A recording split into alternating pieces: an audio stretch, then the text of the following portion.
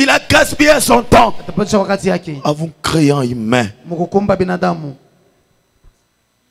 Branham dit, vous ne voulez pas abandonner un seul instant votre temps. Abandonnez un seul instant votre temps. Regardez. Il y a d'autres qui sont seulement à la maison, en train seulement de parler. Les autres seulement au marché là-bas. Pourquoi?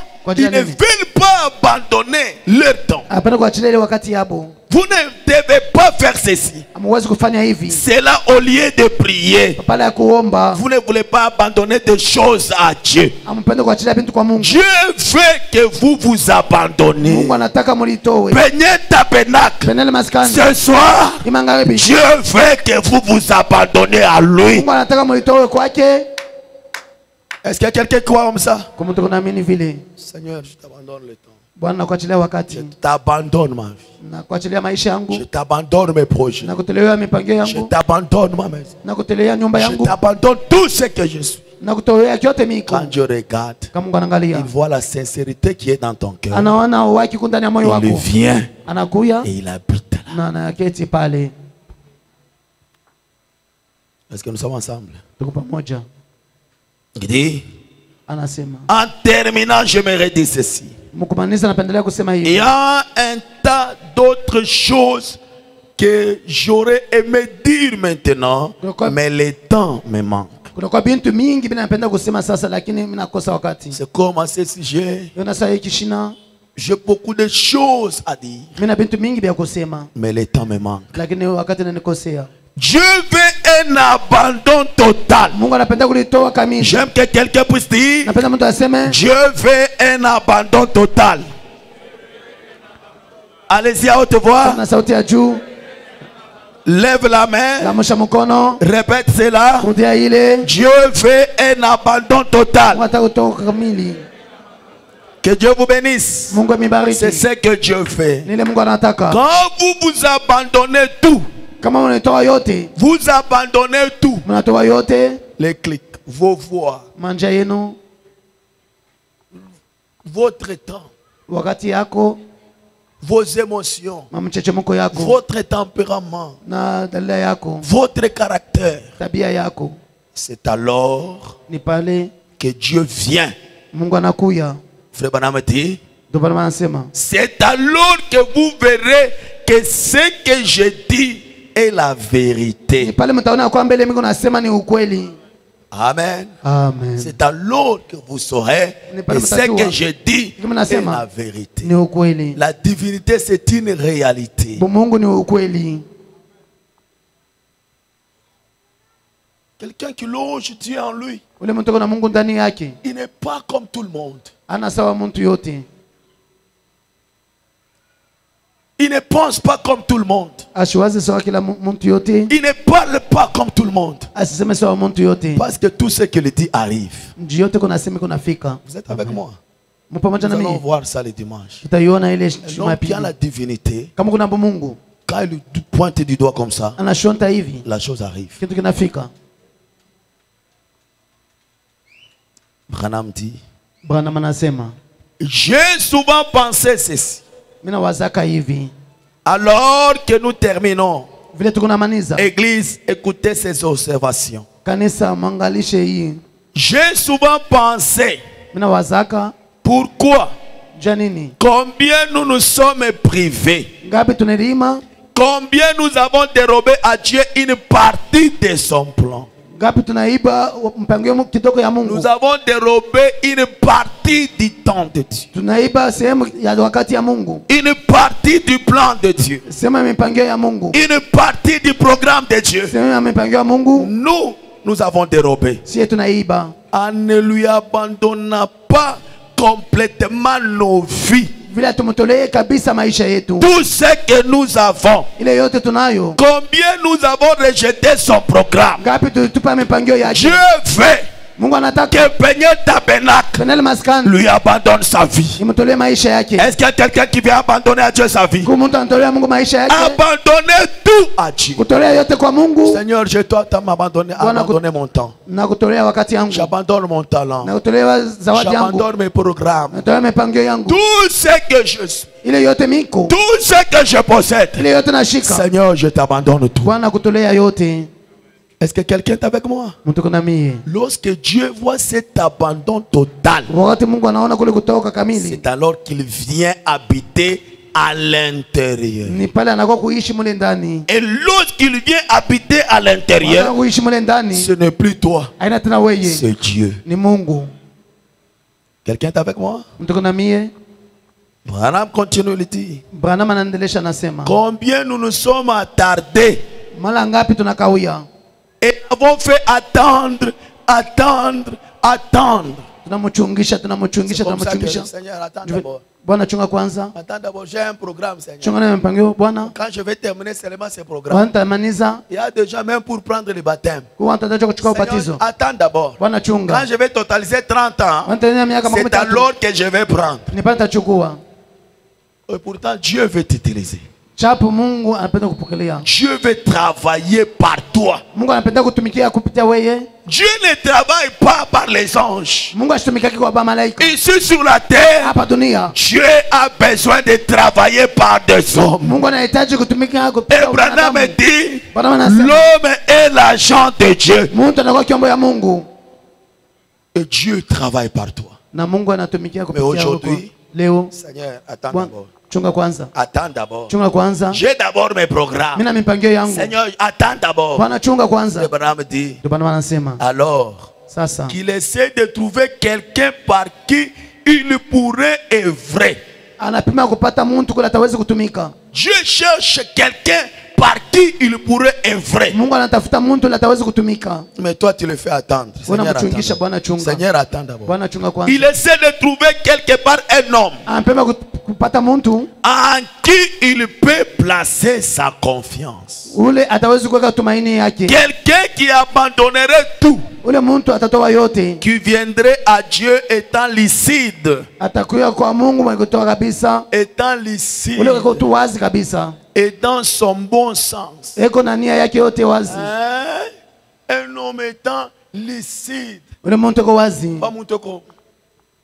sans position.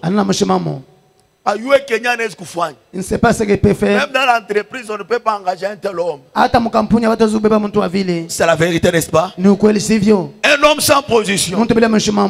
Mais Dieu veut trouver un homme lucide et dans son bon sens. Un homme lucide, c'est un homme clairvoyant, en pleine possession de ses facultés intellectuelles. Il y a des intellectuels ici. Ce n'est pas intellectuel quand tu es parti seulement étudier à l'université. Branham n'a pas fait l'université, mais il était intellectuel selon Dieu. Est-ce que vous êtes avec moi? Qui est dans le bon sens. Clairvoyant. Il sait ce qu'il dit. Quand il croit, il croit. Quand il tient, il tient.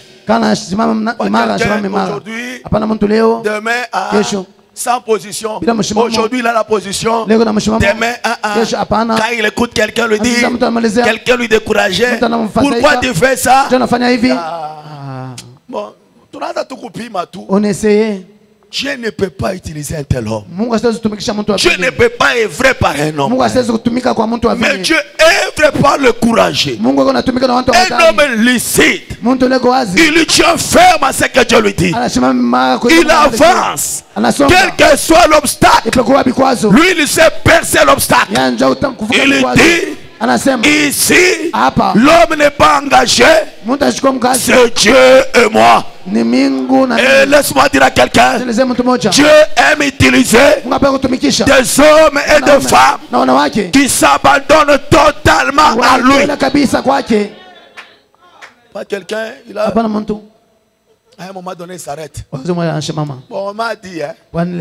On m'a dit. D'ailleurs, ils ont raison. L'homme de ce monde n'a jamais eu raison. C'est lui qui a raison, c'est Dieu. Quand Dieu me révèle quelque chose, quel que soit l'obstacle, quel que soit les dires de gens, je dois rester ferme à ce que Dieu a dit. Même si ça peut coûter ma vie, mais quand Dieu me dit, ça reste dit, et je dois appliquer ça. Je dois me conformer. Est-ce qu'il y a quelqu'un comme ça? C'est pourquoi il faut un homme ou une femme qui s'abandonne. Un abandon total. Que la mort vienne. Ça va me trouver.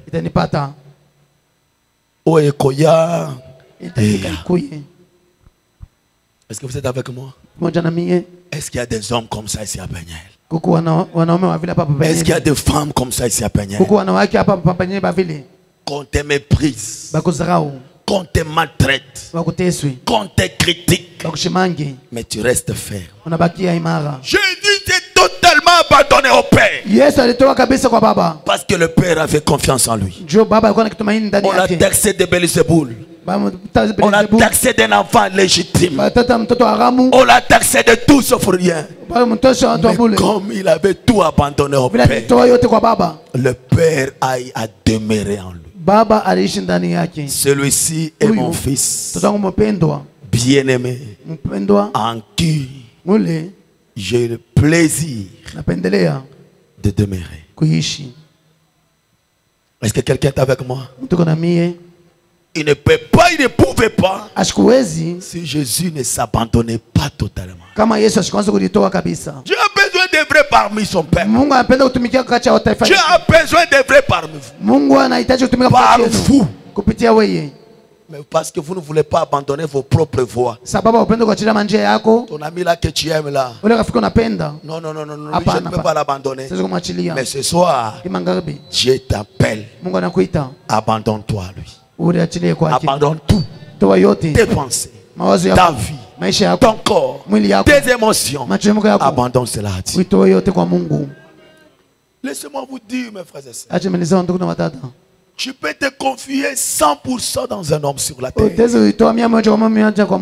Mais cet homme a un commencement, a une fin. Mais si tu te confies et tu t'abandonnes totalement à Dieu, Dieu n'a ni fin ni commencement. Il est éternel. Il ne t'abandonnera jamais. Les parents un jour peuvent t'abandonner. Tes frères peuvent t'abandonner. Ton église peut t'abandonner. Mais Dieu ne t'abandonnera jamais. Quand tout le monde t'abandonne, Dieu te tient par sa main et il te conduit. C'est pourquoi nous devons lui abandonner tout. Qu'est-ce qui peut m'empêcher d'abandonner toute ma vie à Dieu? Qu'est-ce qui peut m'empêcher? Est-ce l'argent? Est-ce les amis? Est-ce la popularité? Est-ce le bien? Je suis venu sur la terre sans ce bien et je quitte la terre sans le bien. Mais je dois être sûr que pendant mon parcours sur la terre, toute ma vie, je l'avais abandonné à Dieu. Et lui ne peut jamais me décevoir. Il y a de cela qu'on abandonne. Quand il meurt, il est malade, tout le monde l'abandonne. Mais s'il s'était confié à Dieu, il avait tout abandonné à Dieu, et que Dieu a eu à demeurer en lui, les gens diront, on va l'enterrer où? On va l'enterrer où? Mais c'est le corps. Mais la divinité qui est en lui, quitte le corps, entre dans l'immortalité.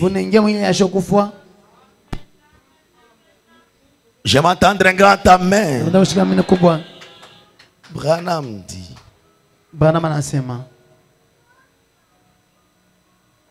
il dit, Anasema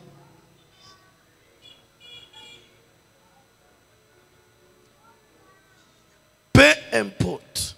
Zuri nini? Étant lucide et dans son bon sens et dirait, cet homme en qui il peut placer sa confiance. Je veux que ce soir, pendant que je parle, que Dieu trouve des hommes et des femmes en qui il va placer sa confiance ici à Peniel. Est-ce qu'il y a un homme là, une femme là, en qui Dieu peut trouver, placer confiance? Si vous êtes là, que Dieu vous bénisse. Il dit et il dirait, Père, Baba, me voici. Est-ce qu'il y a quelqu'un ce soir qui peut dire, Père, me voici? Est-ce qu'il y a quelqu'un qui peut laver la main et dire, Père, Baba, me voici? Ah, que Dieu vous bénisse. Peu m'importe, je vais suivre l'écriture, le plan. Peu m'importe ce que dit quelqu'un d'autre, je m'accrocherai à cela.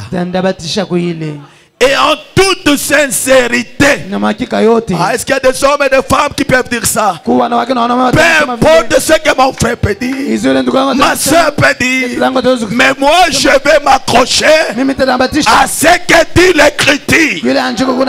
Oh, laisse-moi dire à quelqu'un, la parole de l'homme est faillie, mais la parole de Dieu ne faillit jamais. Quand l'écriture déclare quelque chose, ça doit s'accomplir. Jésus a dit, je prierai le Père, il vous enverra un autre consolateur, l'esprit de vérité que le monde ne peut pas recevoir, mais vous le connaissez et il sera à vous, même à vous, jusqu'à la consommation du temps. Ainsi dit l'écriture. Lorsque je m'abandonne, je crois que cette écriture doit quitter la page de la Bible et ça doit marcher. Ça sera moi. Ça doit se faire chair. Pas ce que l'homme dit, mais ce que l'écriture dit. Et j'aime ce soir que toute écriture quitte la Bible et devienne vous. Si dis-moi vous croyez, prêt à s'abandonner et abandonner tout et les laisser entrer. Amen. Amen. Et je crois que c'est possible. Parce que j'ai des croyants ce soir. Amen. Amen. Il dit, je ne suis rien pour commencer. Peu importe ce que cela me coûtera. Ah, ça doit être une décision faite. Peu importe combien cela me coûtera. Seigneur, je ne suis rien pour commencer. Et je veux que tu me conduises. Est-ce qu'il y a quelqu'un qui veut qu'il puisse le conduire? Et permet au Saint-Esprit qui a écrit la Bible et fait ses promesses de confirmer cela en retour dans ma vie. C'est le Saint-Esprit qui a écrit cette Bible. Lorsque le Saint-Esprit qui a écrit la Bible puisse confirmer cela en retour dans ma vie. Chacun doit dire que le Saint-Esprit confirme cela dans ma vie. Que le Saint-Esprit confirme cela à Peniel. Quand les hommes et les femmes viendront à Peniel, ils regarderont les hommes et les femmes et ils sentiront une puissance qui les remplisse, qui les réglérissent et qui détruisent les œuvres du diable. Écoutez-moi mes frères et sœurs. Ce que je vous donne, c'est la vérité. Abandonnez tout. Abandonnez vos voix. Abandonnez vos émotions. Tout ce qui est humain. Abandonnez votre vie. Laissez-le entrer. Et votre vision va changer. Votre langage va changer. Votre comportement va changer. Et ceux qui viendront auprès de vous, ils témoigneront. Est-ce que vous êtes avec moi? Que Dieu nous aide. Branham dit, je sens que tu me conduis dans cette direction. Comme Esaïe ce jour-là, quand il s'est totalement abandonné, et il a dit, me voici, envoie-moi. A dit Esaïe dans les temples. Quand il a vu le chérubin dont les ailes couvraient le visage, le pied et qui volait à l'aide des autres ailes, ils prirent un charbon ardent et purifièrent sa bouche. Alors l'Esprit de Dieu vint sur lui. Pourquoi ne pouvons-nous pas? Dieu n'arrive pas à trouver de tels hommes. Branham pose la question. Dieu n'arrive-t-il pas à trouver de tels hommes qui peuvent lever les mains et dire, mais voici Père, envoie-moi. Pour qu'il t'envoie, il faut que tu puisses tout abandonner. Ta vie. Mais si tu as ta propre vie, est-ce que tu peux le dire?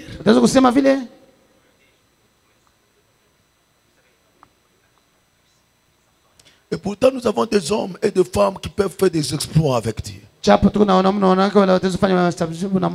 Et maintenant ça crée la jalousie. Pourquoi on utilise seulement tel? Pourquoi on n'utilise pas? Pourquoi seulement tel? Pourquoi pas François? Oui. Non. Quand François sait s'abandonner à Dieu, il abandonne sa vie. Dieu lui fait confiance. Et il vient, il habite là. C'est la divinité. Tout ce que Dieu est, François l'est. Est-ce que vous êtes avec moi? Et maintenant vous allez dire pourquoi seulement François? Non. Vous faites comme lui. Est-ce que quelqu'un est avec moi?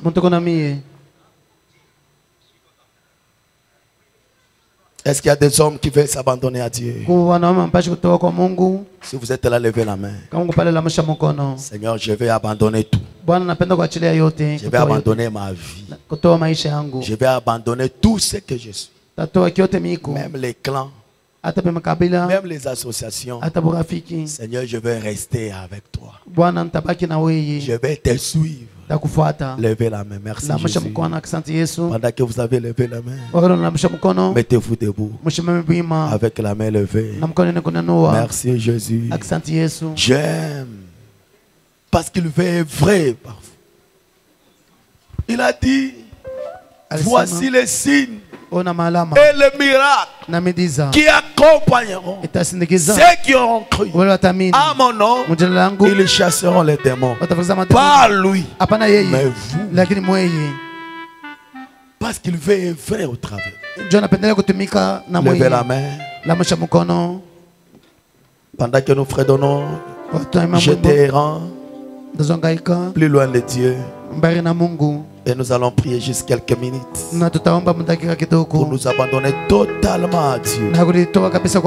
Cette année, je dois totalement m'abandonner à Dieu. Tu dois totalement t'abandonner à Dieu pour que Dieu œuvre au travers de toi. Pour que Dieu travaille par toi. Et quand il va le faire, il sera très à l'aise. Levez la main.